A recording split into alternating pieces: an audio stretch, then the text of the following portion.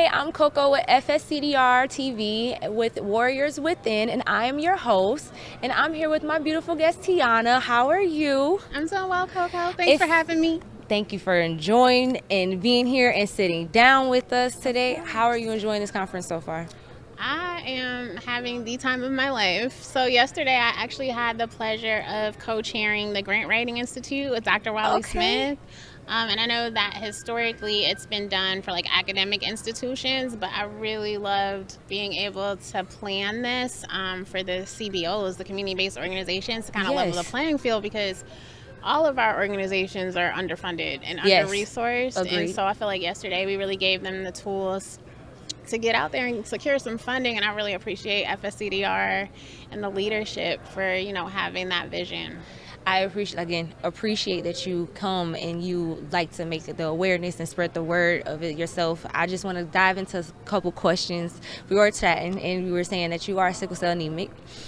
Dive into your story about this for a second, so that way the viewers can understand, what it is about sickle cell and what do you go through as an everyday person. Yeah, absolutely. So it's really interesting. I was born into a family that had quite a bit of awareness about sickle cell. My mother did a research project on it in 5th grade, and she was a nurse. She did her dissertation on sickle cell disease, but still the diagnosis was a shock, because she knew that she had trait, but like we hear all the time, my father did not know. And he just thought that because nobody told him, it meant he didn't have it. Yeah. So, I was diagnosed through newborn screening pretty early on, and that was hard. I feel like my family did instill in me, like, I can do anything with sickle cell. I may just have to do it differently. Yes. And that really empowered me and has a lot to do with the woman that I am today. But, it's interesting because there was so much focus on pain, and I didn't have a lot of vaso-occlusive episodes as a child. So I really thought that if I was not in pain, I was healthy. Yeah. But I was getting acute chest like once, twice a year, and I didn't really understand the severity of that. Because you're a child and you just want to be normal. So I didn't know really what that meant. And then when I hit puberty, that's when things started spiraling out of control. I started having frequent pain crises. By the time I was 15, I had both of my hips replaced. I was transfusion dependent, and actually had a transfusion reaction that sent me into liver failure. And I had missed like 80% of my junior year of high school, 60% of my senior year. And I went to this private school, like predominantly white. They were unapologetic about the fact that they didn't know anything about sickle cell. And like literally the administration made the comment that it would just be easier if you had cancer, because at least I could plan around your chemo treatments. But with sickle cell, I never know when you're going to be sick. And this is a expensive school. My mom is sacrificing as a single mom to send me to, and they were literally telling me it'd be better if you were in public school because they have more resources than we do. Oh, wow. So that was like incredibly isolating, and you're having to fight your illness, fight the staff, your school, like advocate for yourself. It was a lot. Yes, that's emotionally a lot, and I can only imagine, like you said, because bearing all that and emotion. Now I want to know upbringing, because you just said your mom was a single mother. So how was your life growing up with her having to balance being a single mom and having to help you being in and out the hospital? That is always the topic everybody seems to they pinpoint, but we don't really talk about as much. Yeah, so it's interesting because even though she was a single mother, I didn't lack. Like, I didn't want for anything because we had support. I have a really big family, so I had my grandparents, my mom's older brother, a huge extended family, my church family. Yes. So I was always taken care of. I was never in the hospital alone, never, ever, ever. People were coming in shifts to stay with me when my mom was at work. So it was tough, but it definitely could have been worse. And I really am thankful for the support system. And as I got older, really started getting involved in the sickle cell community, and that just became like even more extended family. Yeah, no, that's true. Because sickle cell communities, they help out immensely. Right. Like I said, like we had our previous conversations, the knowledge that you get from other communities and from the resources around you is just so much. So what advocacy do you want to spread with sickle cell anemia? Yeah, so it's interesting. I'm gonna try to give you the condensed version. Yeah. So I actually ended up getting to a place, I was around 19, where I just felt incredibly defeated and depressed. And I felt like I could not live my life with sickle cell disease. Just wasn't the quality of life that I wanted. And so I actually ended up pursuing a haploidentical bone marrow transplant. Okay. My mother was my donor. And, I knew that chemo and radiation was involved. So I remember going into my consult and saying, like, look, I'll give up anything to be cured of sickle cell, but I don't want to be infertile. I've wanted 6 children since I was a toddler. Oh, that's beautiful. And the doctor was like, look, if you keep going the way you're going, you're going to die. Just focus on surviving. And then he was like, you're probably already infertile anyway with all the complications, and you didn't know it. It's like, you can always adopt. And so I did make the decision thinking, like, maybe it is a fair trade-off. I can be cured of sickle cell, give up the dream of biological children. And, I looked into fertility preservation, but I couldn't afford it. Yeah. So I went through with it, and it wasn't even a trade-off. I still have sickle cell because I rejected. But one of the beautiful things that's come out of that is that I started an organization. Okay. The Sickle Cell Reproductive Health Education Directive, or SCRED.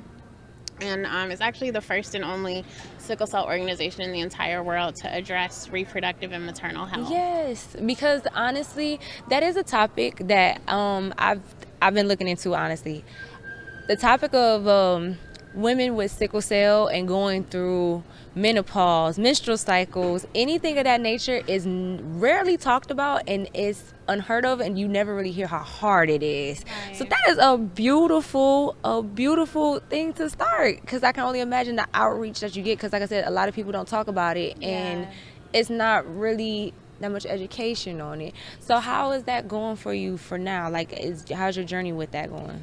Yeah, thank you for asking. It's actually better than I expected. Like, That's when beautiful. I started, I always knew that, like, the sickle cell warriors and caregivers would really buy into it. Yeah. But what I didn't anticipate is that reproductive health touches everyone. Yes. Everybody doesn't know somebody with sickle cell, but everybody knows somebody that's having sex or having children. That's all reproductive health, going through puberty.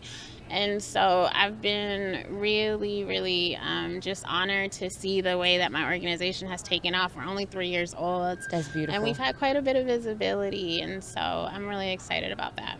That's beautiful. So what do you hope, because I see, I caught a glimpse of you speaking a little bit, but what do you hope everybody took from this conference today?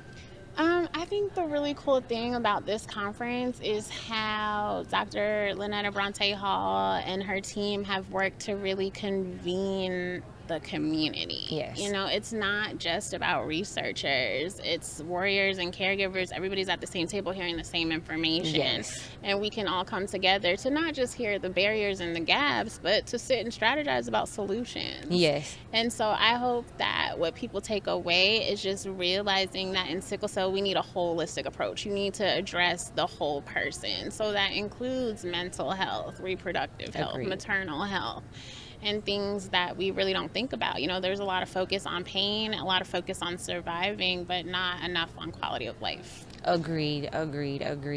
So now I always ask this to every warrior: what word of advice or encouragement do you all would you want to give to a mother or another warrior? What words of wisdom? Because obviously going through that phase, and I know a lot of people they're gonna listen to your story and they're gonna be like, rejected. That's scary. That's scary, and I can only imagine. And I commend you for even going through that. You have to be resilient to have that much strength to even go through stuff like that. So what kind of positive words would you give to a warrior even considering or going through this? So what would you give them?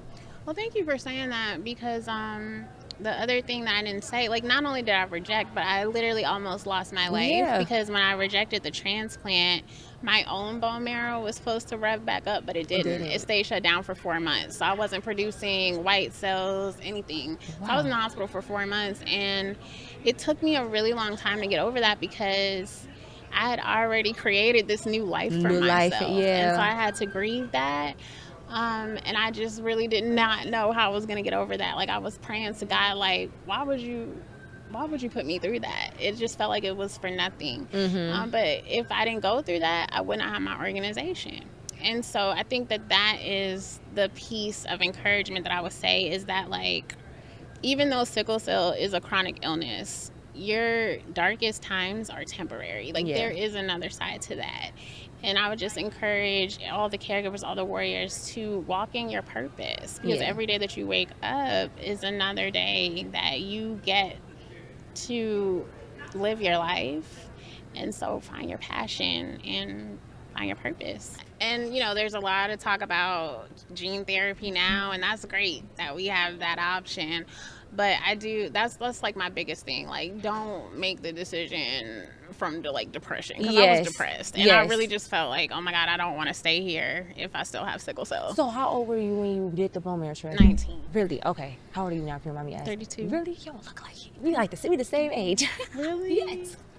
You don't look like it. Okay, so you did your bone marrow. Okay, I'm only asking obviously because my and you son. look good too. Yeah, thank you. I appreciate it. But yeah, I asked because of my baby, obviously, because these are questions doctors they give you too broad.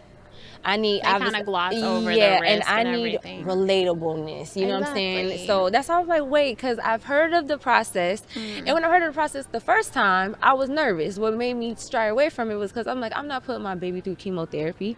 I'm like, that is so crazy, and it broke my heart. I'm not gonna lie. When they told me that the first time, I was like, this breaks my heart. I'm like, because to think that somebody really, like, in order to like fight for your life and to just be normal free, you got to go through all of this to just to wake up every morning and just not feel pain. And it didn't, like, I'm not gonna lie, for you, for literally like 2 months I debated with myself about doing a bone marrow transplant. But obviously my son he's just turned 13, so now he's at that age where he can start participating.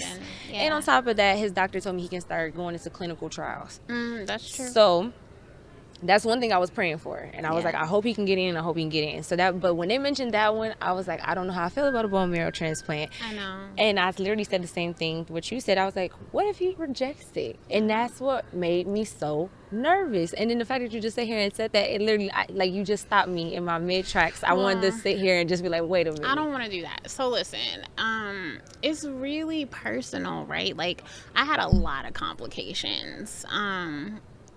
And the cool thing now, too, is that there's disease-modifying therapies now that he can be on. And, you know, we have more options than we did all these years ago. And the other thing that I will say, too, is, like, when I had mine in 2010. There's a new protocol now. It is. I was going to say they changed it. So there's post-chemo, and they've seen a tremendous difference from that. But still, like, when you're making that decision, you really do have to weigh risk benefits, and are you going to be okay if, God forbid, you reject, or God forbid you end up getting leukemia, because that's the thing too, or you pass away. Like, you really have to weigh risk benefits and think about what you're willing to go through for that cure. So was there like a prep time, like a prep session before all of this, before you started the treatment of the bone marrow? I mean, I had my consultation where they did, like, you know, we talked about it and we went through informed consent. And that's the other thing, is that I kind of felt like I rushed into it. You know, I talked to one warrior who had been cured, but I wish I would have talked to more. And like when I even after I rejected, I didn't know anybody else that had rejected.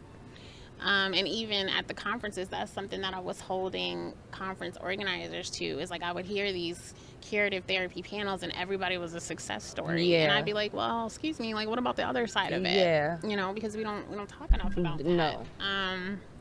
And so, like, I know people who have rejected, but I also know people who say it's the best thing they've ever done, you know? So it's so personal. Yeah, no, it is. It definitely is. That's why I was telling my mom, like, honestly, when I was diving out, I was like, Mom, I was like, this is a lot. I was like, this is something me and God gonna have to, like, really get real. You do. And I was mad at God for the longest time, I can only imagine. Too. Honestly, I had my favorite sermons and scriptures on my wall. Everybody that came to visit me had to put their favorite scripture, and I was like, I had my whole church, people across the community was praying. I was like, why would you do that? But it's a bigger purpose on your, it was a way that he wanted you to go down a whole different path, to sit here and be able to tell a whole different story. And it took me a while to come to that. It does. Like, we wasn't on good terms for a while. I can understand, honestly, as a mother, because I'm not gonna lie to you, when I first had my son, and I remember when I was like I blamed it. Got the God, diagnosis. yes, Yeah. I blamed his dad. I blamed because his dad didn't understand. His dad didn't understand what sickle cell anemia was. Yeah. He didn't even understand. Did he know that he had the trait? No, he did not. See, we were high school sweethearts, and we were together for like 6 years, and he did not know at all until we had the kid. And I was mad at him. I was mad at his mama. I was mad at his daddy. I was mad at everybody in his family. I was mad at God and himself because I didn't understand like the reasoning why. Like I'm such a good person. Why like I want my kid to come out and play football, play basketball, play. And he can. Agreed. I tell him this all the time. I'm like, in moderation. So yeah, just be careful. I tell him that, like, be careful. Make sure you sit down and drink your water because you can't be there. Please don't overexert yourself. So like, you know what I'm saying? I totally get it. Now I want to ask you, how long did it take you? How are you mentally?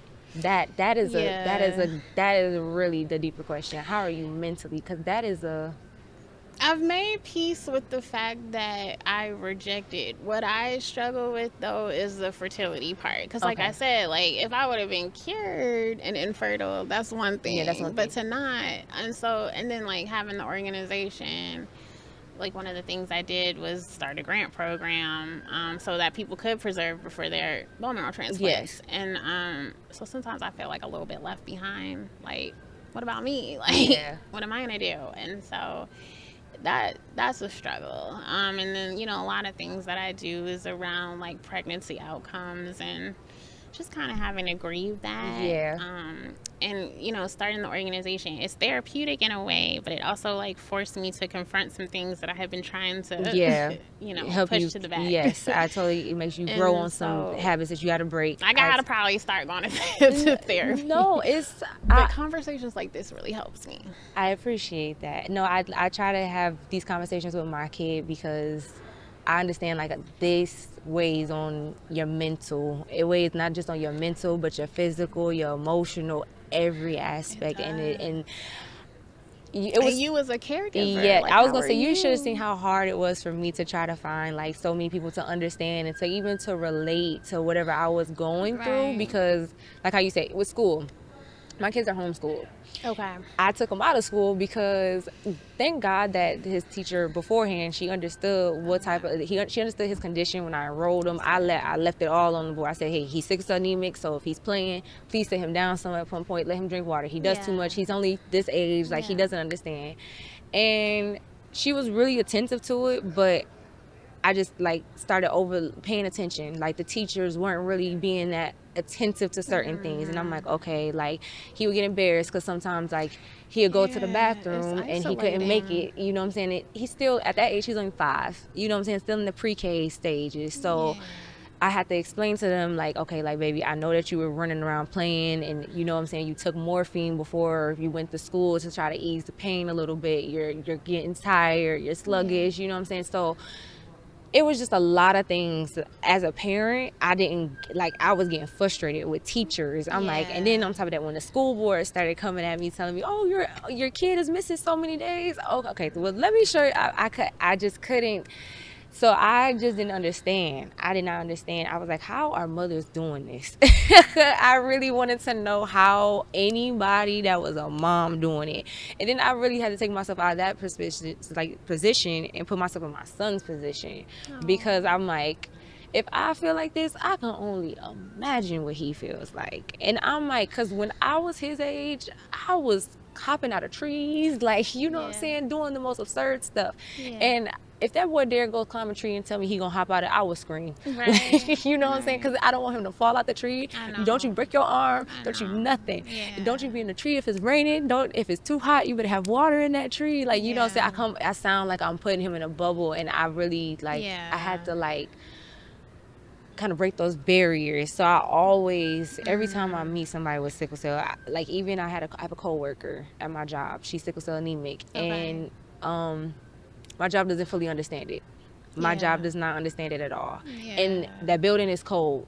is cold as ever, and that girl just sits there and she is cold, and I get so frustrated because I'm like, you trying to suck up your pain right now, and you don't have to be strong for nobody right now.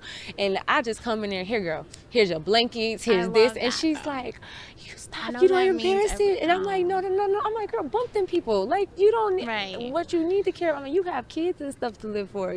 We need you to preserve yourself. So I am big on always asking mental health wise, because that weighs down like a lot. And I actually put my son through therapy for that exact reason, because I didn't want him to feel like that. Because I'm gonna be honest with you, like when I was in school, I feel like the majority of my crises were brought on by stress. Yeah. And I didn't understand that stress was like my biggest trigger, and had there been some intervention like early on, I feel like I could have avoided a lot of hospitalizations, because it's not even just stress of sickle cell. It's like stress because I have an exam tomorrow. It's stress because prom is tomorrow. You know what I mean? These things. And so, I mean, I think everybody should go through therapy, but particularly if you yes, for sure. There's a lot of trauma attached to that. So are you from Florida? No, I'm in Maryland. Okay, so even more.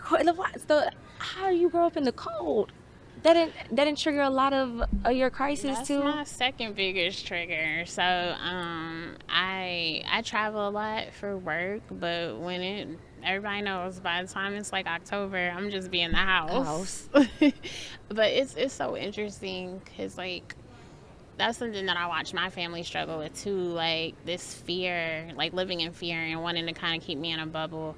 And I saw kind of when it clicked for them, like we still have to let her be a kid. And so my grandmother actually, she would get creative. So like everybody else would be outside playing in the snow, can't do that, but she would like fill up pots and pans with snow and bring it in the kitchen sink. So you can get that's what I'm saying. Like you can do anything, you just have to do it a little differently. You have to be creative with your resources. Agreed. Because I do have a family. I'm from Michigan, so I have family in the cold. So I understand. That's real cold. Yes, and I always wondered because I live in Florida, so I always wondered what would I have done if I was to move up north and I had my baby. And I'm like, oh my God. I'm like, I don't even. Thinking about it, I always freeze up because I'm like, woo, I commend anybody who stays up north. And we just find me the warmest coat, hats, gloves, but I really do actually try to avoid it as much as possible. I can only imagine because listen, in Florida, we avoid the rain. I mean, it's so serious. Like with my son, I tell him when it's raining or when it's like, and that's probably pretty much it, honestly. Because if it's hot, I just make sure to tell him, hey, have a water bottle, and that's it. But I just tell him avoid the rain. So I'm just sitting here, I'm like, wow, if I really stayed up north, he would be like how you said, October, and we gotta close down the shop, baby. We gonna eat anything. So how long have? Let me ask you this. You said you travel a lot. Let me go back and forth. How does traveling work out for you? Yeah, that's something that a lot of people are on me about because I probably travel a little bit more than I should.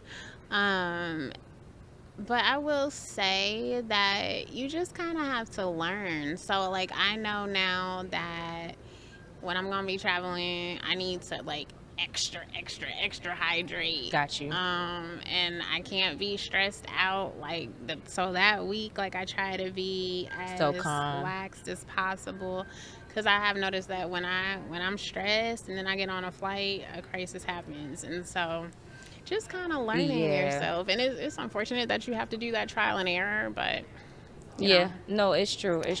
And yeah, you just really have to learn early on, you know, like what works for you, what doesn't work for you. So after 19, when it didn't work out for you, and that had to be your goal to start your organization, right? No, really? That didn't motivate you, girl? Because I would have jumped. Not right away. Not right away. Okay. What really did it for me was I got a call I had just started seeing a new hematologist because nobody had asked me about my fertility after the transplant. So I just started seeing a new hematologist, and I didn't know at the time she was studying ovarian reserve and sickle cell. Oh, wow. So she was like, nobody's checked on the status of your fertility since the transplant. I was like, no. So she did, and she ran a bunch of tests, and she called me, and she was like, it's worse than I thought. Like, if you want to preserve, we have to do it right away. And I had did the same Google search that I had done 10 years before when I was looking into fertility preservation. And when I saw that there were still no resources, I was like, somebody has to do something. And then just in conversations with like Dr. Kim Smith-Whitley and Dr. Lydia Pecker and even the community, I realized like it's more than just fertility that was being overlooked. It was pregnancy, it was menopause, it was puberty, it was priapism. So like it just ended up being this niche that I kind of carved out because nobody else was really addressing it on this level. No, that is beautiful because I'm being so serious. It flew over my head. I'm gonna be so serious because I have a son, so obviously we don't have them type of conversations like any what other. about priapism and like is he on hydroxyurea? No. Because that's another thing that can cause low sperm count. And you know, surprisingly, you're going to laugh. I didn't learn that through his doctor. I learned it through a friend. No, that happens. And I was so, when he explained it to me, and I'm like, what? And he was like, you didn't? I'm like, no. I'm like, you were the first guy to really kind of break this down to me. And I'm like, I didn't know he would go through it. He's like, yeah, like he would, like he was the first person to tell me about priapism. And I'm like, I did not know this. I did not know this. And he may not. Exactly. You know? And he did coach me through that. But those are things, like I said, that's kind of that's overlooked. Because as a mom, like I said, I'm thinking for my son right now. He's at the age he's at right now. I'm not thinking of the 18-year-old boy right now. You know what I'm saying? That probably will meet a girl and be like, hey, I want my little girlfriend. I didn't think of anything like that. So when he said it, it kind of like, I took a step back for a second. I'm like, wait a minute. And then to make it even more hilarious, like I said, God works in mysterious ways because I had that conversation with him and then I had to shoot for the podcast within that following week. And that following week, this is when I interviewed a woman and then she started talking about menstrual cycles, carrying a child during having sickle cell anemia, how hard it was for her. And I'm like, wow. I'm like, I completely overlooked that one little segment part because we, like you said, we focus so much on pain. Right. Let's cure the pain. Let's fix the pain. Let's do this with pain. They can't do this. This is pain. Like pain. And it's just all you hear is pain. Like it's nothing. We totally disregard that all day. It's not just you. Like give yourself grace because a lot of people are like, well, I didn't know. Like a lot of people, I didn't know until I was doing that consult that there was a correlation between sickle cell and fertility. It's just conversations that we were not having. So is the sickle cell population like very wide in Maryland as well, or? That's a good question because I don't really focus enough on local initiatives, but I think it's because I focus. I mean, I don't focus on I get what you mean, local, but I kind of I try to jug a little bit on the community sector, what it is, and Florida has high. I was gonna say it's higher here. Florida has a very high. I have very high percentage, so. I always wonder if in other states, like I said, Maryland, even back home, I'm from Michigan, I always wonder if they have, like, what's their rate? Because then how can you survive? And it's cold. We're not supposed to, we have to make it make sense here. So I always wondered that. Well, it's a lot of good things coming to Michigan for sickle cell. Listen, I like to hear that. I just have a cousin that just honestly got misdiagnosed. And she just found out that she is sickle cell anemic. How old is she? In her 30s, late 30s. And so it's funny because she didn't understand it either, and it's like I had to catch her up and be like, hey, so you have to get tested. And surprisingly, this is what throws it. She has kids. She has a bunch of kids, to be honest. And now I had to tell her, like, you should go get your kids tested because you don't even know where the underlying factor lies with any of your children. So I said the same thing. It's so ridiculous to hear that things like that are still, you know. I said the same thing. I thought, again, like I said, from doing the podcast, I've interacted with some beautiful people like yourself and other people, and I'm like, wow. I'm like, these are things like I know it in my notebook, but then I probably didn't go do the research about. And literally, another woman said that she was like, you'll be surprised how many people get misdiagnosed. And ever since she said that, it's like I've been seeing everything that I end up learning from either you or somebody. I end up learning more about it. So that's why I'm like, I love it. But I do want to ask you this question before I start talking away. Yeah. So you said that how long did it take you to recover? That's what I want to know. Well, if you would have healed correctly, how long did they give you the time span to recover? Because my immune system, with the chemo and radiation was kind of like wiped out, it kind of told me that I would need to kind of stay away from people for a year. That's what I heard. And to be honest with you, I don't remember if it worked out. I don't remember what they told me about how long it would take. But like I said, for me, it was even longer because, like I said, my bone marrow did not rev back up like it was supposed to. And then, it took 6 years before my platelet count even shot up. Mm-hmm. Oh, wow. So do you have, is there other, options you can take, listen, I'm all for it, because not me over here about to tell you, girl, let me know if I can help you with it. Because I always enjoy that. So are there do they offer other options or ways that you can go about with fertility, with actually everything? Did they offer other options? Yeah, I'm looking into adoption. And when I finally got myself in a position to be able to afford fertility preservation, I wasn't medically cleared for it. Okay. So yeah. I feel like that's something that should automatically, for honestly, with sickle cell. That's what I'm working on. Yeah, it should be, you know what I'm saying? It should give the same way the cancer population has access. I say the same. And so I'm trying to address it from not just a policy standpoint, because I believe Medicare and Medicaid should be covering it. Yes. I believe there should be federal legislation where even beyond a transplant, even just because sickle cell disease progression alone can impact your fertility. Whole house, and it affects a whole household. So, I also want to address it from a philanthropic standpoint.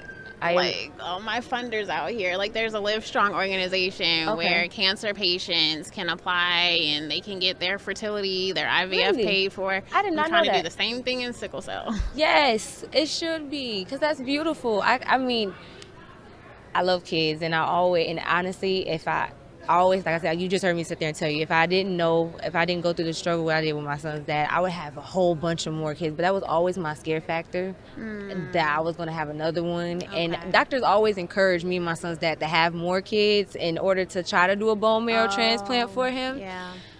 But I don't. You're scared. I don't want to bring in another child in this earth to do that to them. Well, there's something called IVF with PGT. It's expensive. But and it's a little bit controversial, but it would allow you the ability to, just like going through IVF, but it would allow you the ability to then get the embryos tested and see which ones have sickle cell and which ones don't.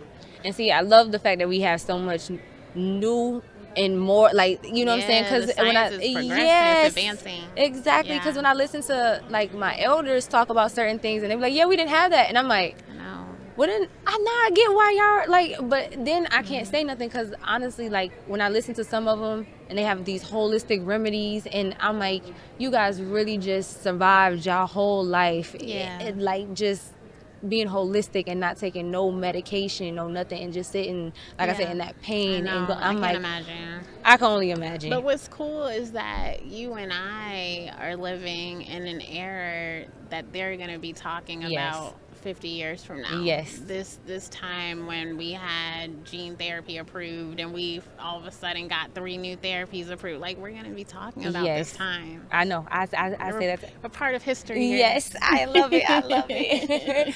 I think you answered literally all my questions. You really, because I swear the bone marrow transplant, it always gets me, and I'm like, yeah, I turn my head to it every time. I'm like, if he's doing well, we can try some disease modifying therapies. Hopefully we'll get to a time. And that's the other thing I wanted to tell you, is that I'm in touch with somebody named Dr. Tisdale at NIH who's been working on these bone marrow transplants and gene therapy since the 90s. Okay. And he does foresee a day where they'll be able to do gene therapy without chemotherapy. I believe it. I hope so, because it's the chemo part. I think that's really what it is that makes people. And I don't blame you. That was rough. Because I was gonna ask, like, how did you even deal with how often was your chemo treatments? They do like a couple of doses, like back to back. Okay. I don't remember if I had like 5 days worth before, and like I said, they've changed it, so it's more now than it was before. And then like one thing of full body radiation, and it was tough. Okay. It was tough. Yeah. But I was just so focused on like after this, I'm not gonna have sickle cell. Exactly. You had a determined goal after that, so I totally understand it.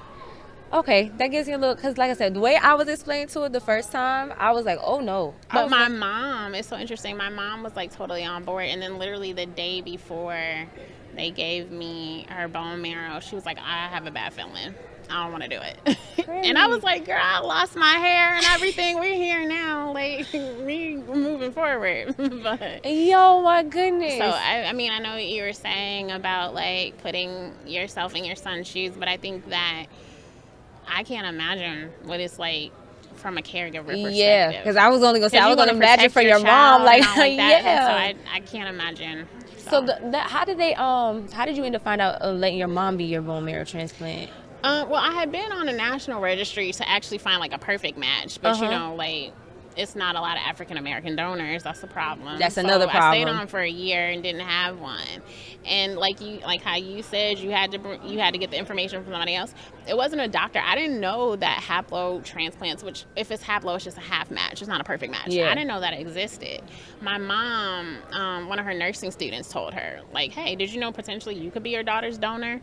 So we got my mom tested, and you know, all your parents, they're automatically a half match. Yeah. But sometimes your dad or your father, even your sibling, is a better match than others. So we ended up going with my mom. Okay. See, again, more information. I didn't know. I was trying to figure out, like, how do I even find this out? Like, you know. Okay. Yeah, they do something called HLA testing. Okay. And they kind of like match you up. See where you land with your child. I love the fact that you have taken all this information and you are just so transparent. I try to be. No, I know that's the least I can do. Yeah, no, it's beautiful because I can only, like I said, I embody myself with a lot of people, so I know going through it's not hard. I mean, it's not easy to. My son doesn't like expressing when he going through it, so I be trying to tell him, like, I understand, baby, but it's not easy trying to express to somebody what this is on a daily, all this information, because it's, first of all this is nerve-wracking. Yes, exactly. Like, it's so, and you are being very vulnerable to people that sometimes you don't even know if they care, if they even understand. So yeah, but it's really beautiful. Like, I'll tell you, like, I'll start doing talks now and people will come up and be like, I've heard you talk a couple of times, but you never tell me, like, are you about to have a baby? Are you going to be adopting? And so there's a part of in sharing that, like, I mean, once you get past the, like I said, because it does take a lot to put yourself out there, but once you kind of get past it, it's actually very empowering. It is, and it's healing. It's very healing. Yeah, it is. It's very healing. So and find your purpose. I think that is so beautiful, and I do appreciate you coming to sit down and talk with us and dropping these gems. Those are gems. I hope you know that, and it's so beautiful with your organization, and I just pray to touch so many other warriors and people far, because like you said, reproduction and that's you hit a topic that is very broad. So I wish you nothing but the best on your business endeavors, and thank you for sitting down and talking with us. Thank you for having me. I'm excited that you guys are doing this. This is great. Thank you for coming. I hope you enjoy the rest of that conference and make more awareness and more with your community, and like I said, bigger blessings to your business. Thank you. And that's it.